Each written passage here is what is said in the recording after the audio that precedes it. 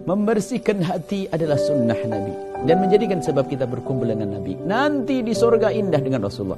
Tapi sebelum di surga ternyata di dunia kita indah. Melihat tetangganya sukses dia ikut senang. Melihat saudara sukses ikut senang. Bersih hati qalbun salim, sebelum masuk surga sudah berada di surga.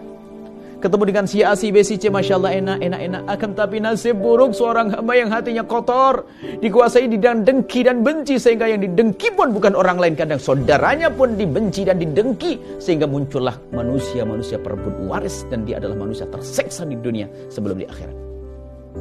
Ada sebagian orang yang menjalani hidup dengan sakit hati karena dendam yang ada di hatinya, karena dengki yang menguasai hatinya.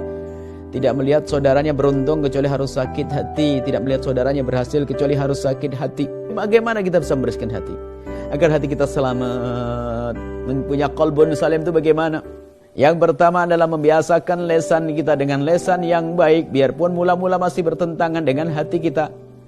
Jangan berbicara yang tidak baik tentang orang-orang sukses yang ada di kiri kanan kita. Bahkan jika ada orang mencaci, mengolok kita, memfitnah kita pun, jangan biasa berkomentar yang tidak baik. Kita tahan dulu, ini terlebih dulu. Biasakan. Kalau ingin berkomentar, yakinkan dan pastikan itu komentar baik. Jika yang ini saja tidak bisa dilakukan, jangan berkata hatinya bersih. Tidak.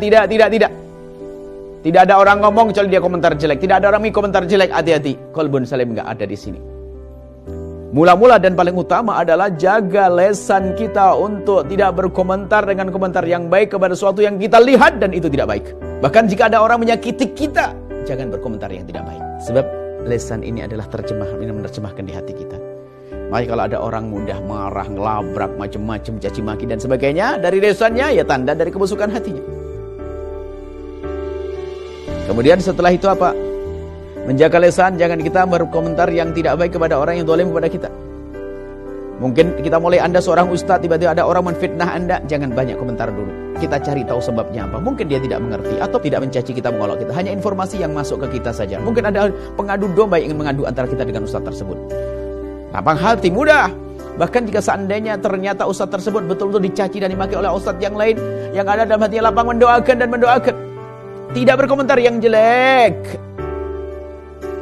Kemudian setelah itu yang kedua, lakukan doa-doa dengan orang-orang tersebut. Biasakan dengan doa kebaikan.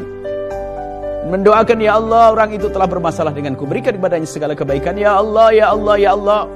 Mendoakan dengan doa yang baik. Yang ketiga adalah sebisa mungkin Anda menyisihkan apapun hadiah kepadanya. Maka mari kita semuanya menjadi orang yang punya qalbun salim.